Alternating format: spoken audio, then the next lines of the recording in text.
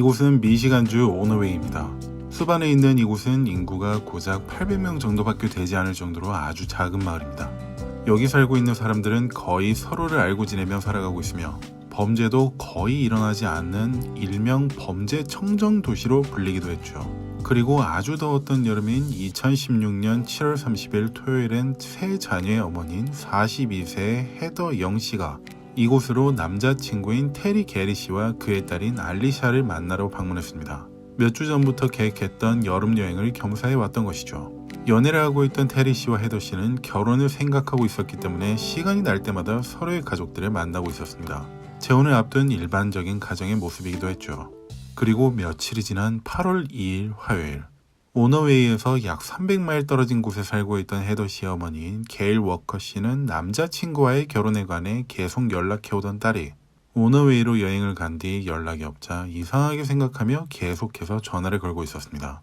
결혼 이야기가 오가기 전에도 주말이면 항상 연락이 왔었기 때문에 더욱 이상하게 볼 수밖에 없었습니다.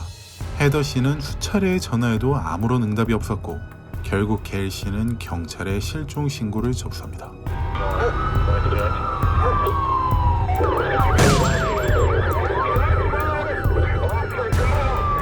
헤더 씨의 실종 사건 수사를 맡게 된 리처드 형사는 가장 먼저 게일 씨를 만나 딸의 행적에 대해 물었고 오너웨이라는 작은 마을로 놀러갔다는 사실을 전해들었습니다.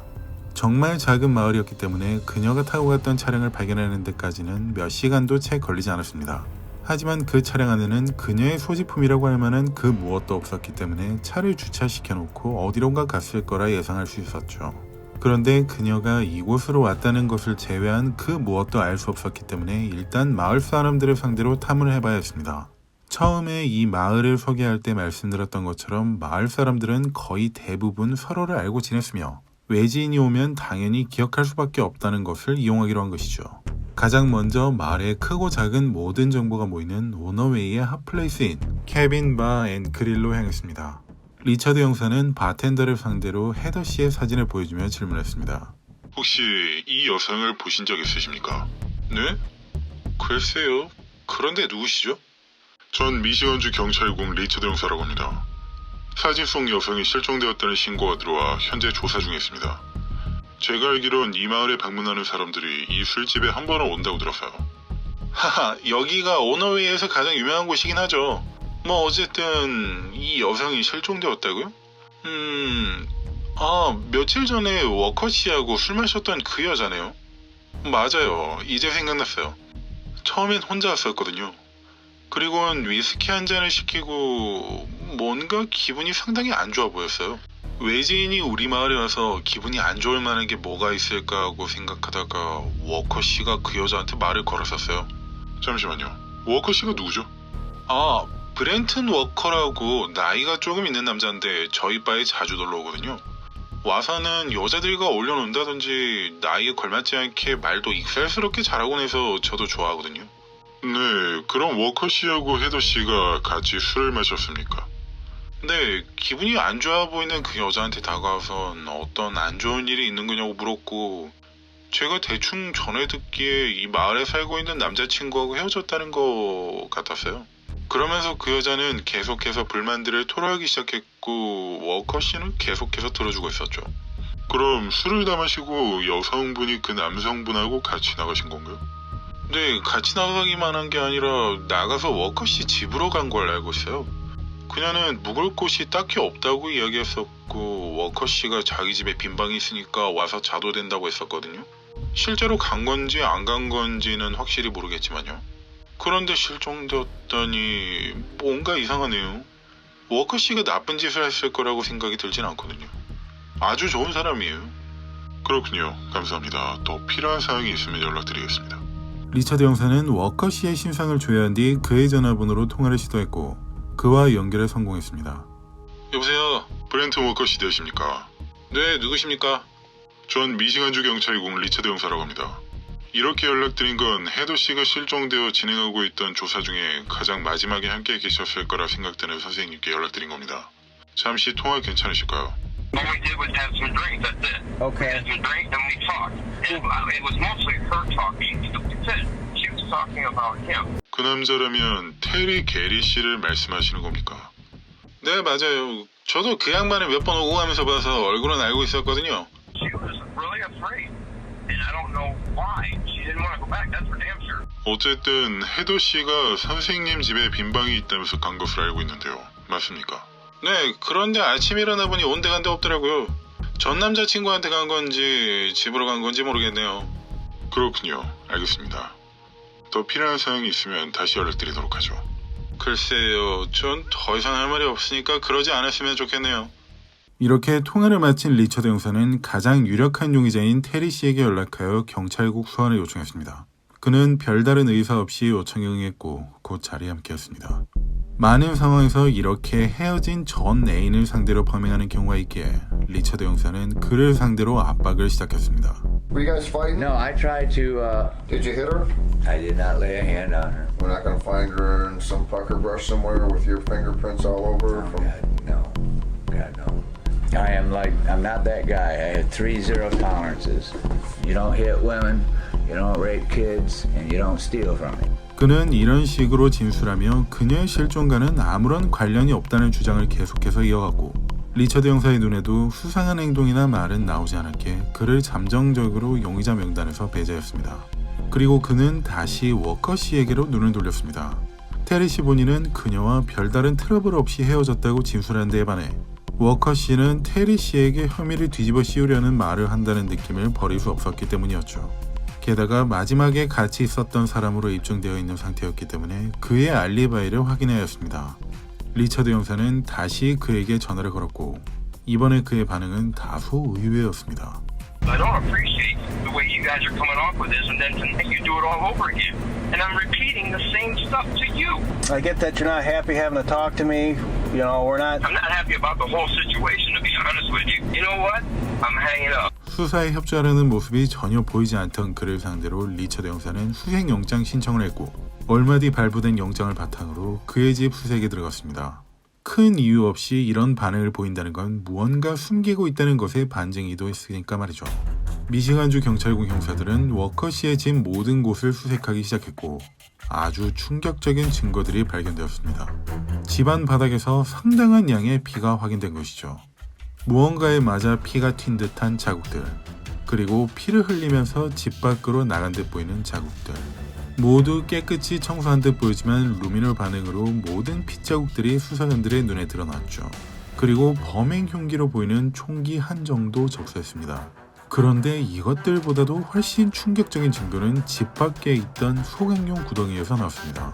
타고 남은 재들을 걷어내보니 단추들, 사람의 뼈가 발견된 것이죠. 그리고 결정적인 증거는 헤더 씨가 착용하고 다니던 가죽 목걸이였습니다. 사실 리처드 형사는 전 남편을 만나서 그녀에 대해 알 수 있는 정보들을 얻었었고 보관하고 있던 사진에서 그녀가 차고 있던 목걸이를 기억해서 그녀의 것이라는 것을 알 수 있었던 것이죠. 리처드 형사는 이 증거들을 모두 모아서 헤더 씨에게 일어났던 일을 추측해 보았습니다. 하지만 도저히 상상하고 싶지 않은 끔찍한 범행을 당했을 것이라 생각할 수밖에 없었죠. 그녀를 살해한 뒤 흔적이 남지 않도록 불에 태운 것이라고 말이죠. 그렇지만 이건 그의 상상일 뿐이었고 확실하게 하기 위해 워커에게 수갑을 채운 뒤 헤더 씨와 무슨 일이 있었는지 물었습니다. 워커 씨, 여기서 무슨 일이 있었던 건지 사실대로 말씀해 주십시오. 지금 발견된 증거들은 당신이 누군가를 살해했고 사체를 유기하려는 것으로 밖에 보이지 않습니다. 이렇게 기소된다면 당신은 사형을 당할 수도 있죠. 휴... 당신은 묵비권을 행사할 수도 있고 변호사를 선임할 수도 있습니다. 하지만 조금이라도 양심의 가책을 느끼신다면 여기서 자백하셔도 됩니다. 법정에서 그 부분은 감안될 거예요. 이렇게 계속해서 설득하는 리처드 형사의 말에 그의 마음은 흔들리는 듯 보였고 얼마 뒤 충격적인 말을 꺼냅니다. 그녀는 우리 집에 와서 이야기를 더 나누다가 전 남자친구 때문에 미쳐 날뛰기 시작했었어요.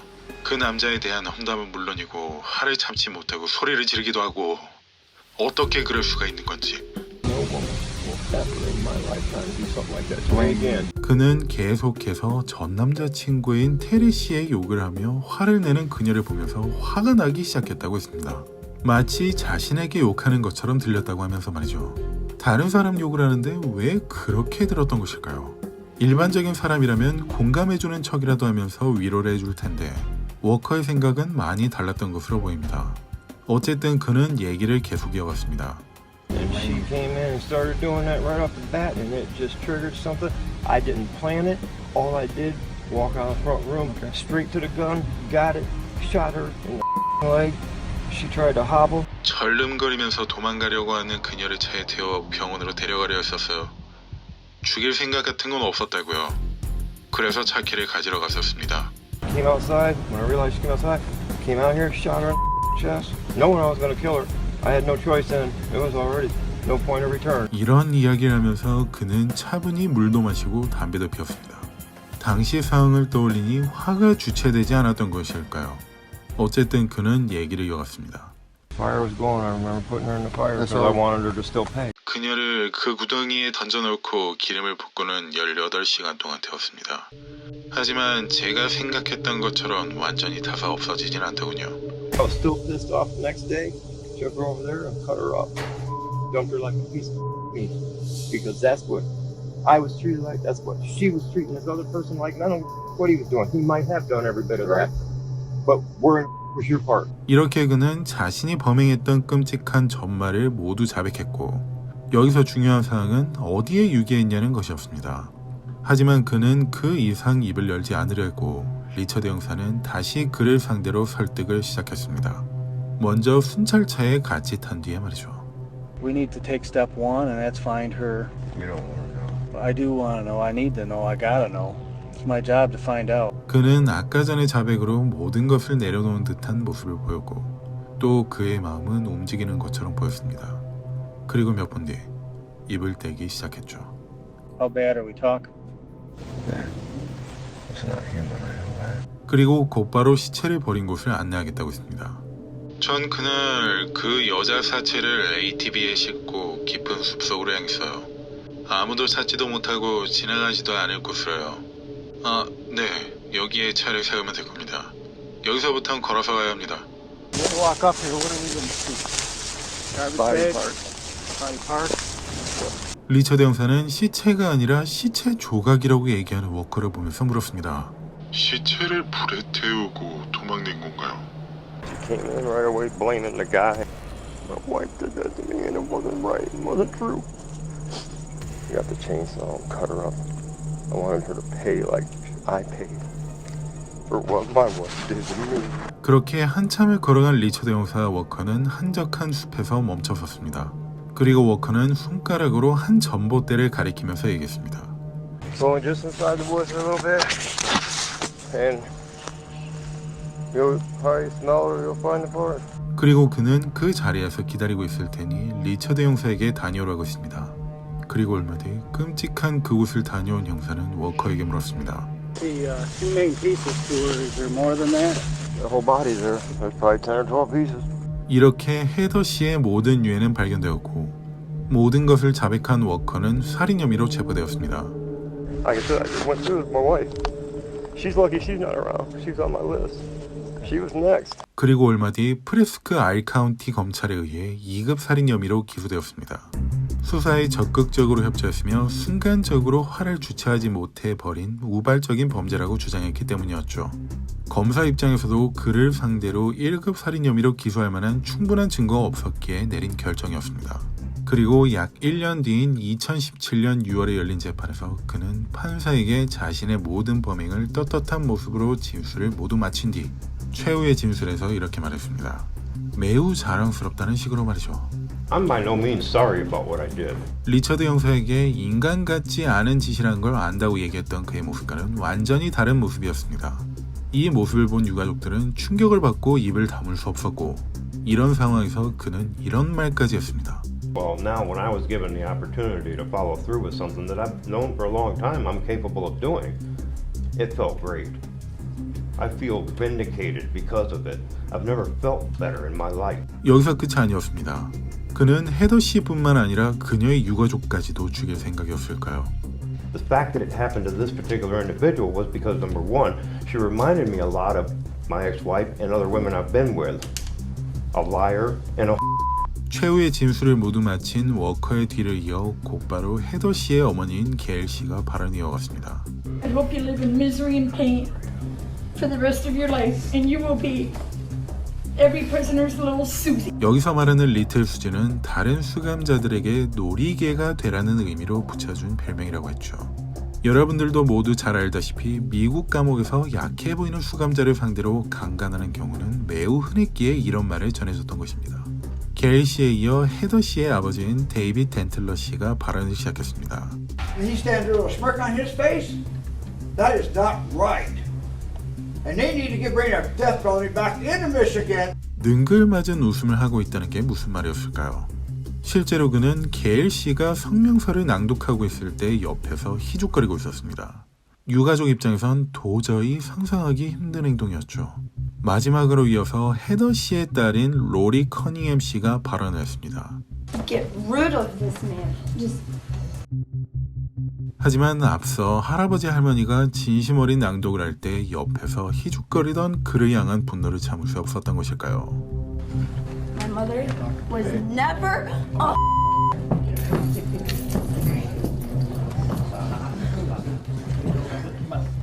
이런 모습을 보였습니다. 그 와중에도 그는 희죽거리고 있었습니다. 이렇게 죄를 뉘우치는 모습을 단 1도 보이지 않았던 그는 45년 뒤 가석방 자격이 주어지는 70년형을 선고받았습니다. 이 재판을 진행했던 스콧 파블리치 판사는 2급 살인 혐의, 불법 총기 소지 혐의, 사체 유기 혐의, 사체 훼손 혐의 등 그에게 묶을 수 있는 모든 혐의를 묶어서 가장 무거운 형을 집행했던 것이죠. 2017년 선고받을 당시 그의 나이 55세였으니 45년 뒤 가석방이 된다 해도 100살이 될 테니 사실상 사형 선고나 마찬가지였습니다. 그리고 법정 난동 혐의로 체포되었던 헤더 씨의 딸인 커닝햄 씨는 당시 유가족 입장을 이해한다는 이유로 어떠한 기소도 당하지 않았습니다. 다소 어처구니 없는 이유로 잔인하게 살해당해야만 했던 헤더 영 씨, 그리고 그녀를 살해한 워커에게 잔인하게 짓밟힌 유가족들. 어머니인 게일 씨는 한 언론사와의 인터뷰에서 이런 말을 남겼습니다. 어찌되었던 죄값을 받게 된 그를 용서해야 된다고 생각해요. 언젠가는 그를 진심으로 용서할 겁니다. 그렇지만 오늘은 아니에요. 절대로요. 저는 쇼킹TV 동순이었습니다. 긴 시간 감사합니다.